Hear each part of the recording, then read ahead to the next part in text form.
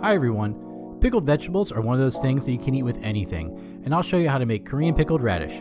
These are great with sweet or spicy foods and are delicious by themselves, so let's jump in and make them.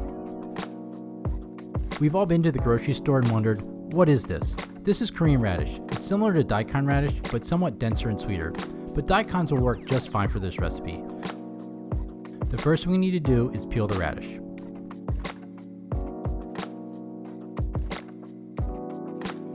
Then cut off both ends and cut it into a more manageable size.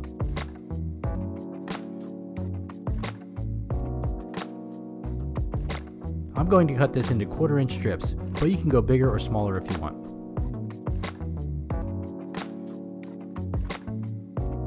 Next, we want to cut them into strips. If you want to have long strips, then you can just skip the next part, which is cutting them into cubes.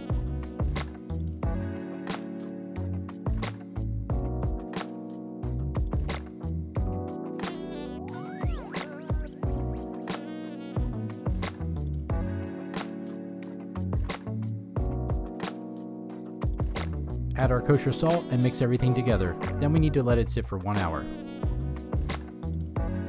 While it's resting, we can make our pickling liquid by adding white vinegar and sugar to a pot and bringing the liquid to a simmer.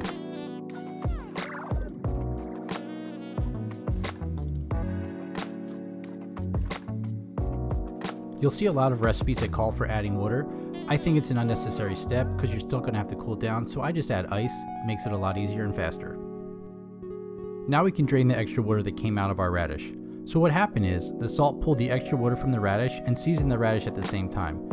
Then when we add our liquid to the radish will soak up the pickling liquid and not dilute the flavor.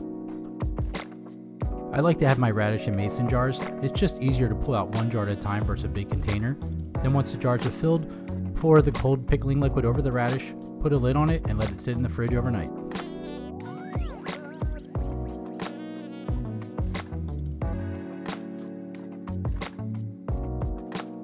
The next day, our pickled radish is ready, and all that's left to do is eat it.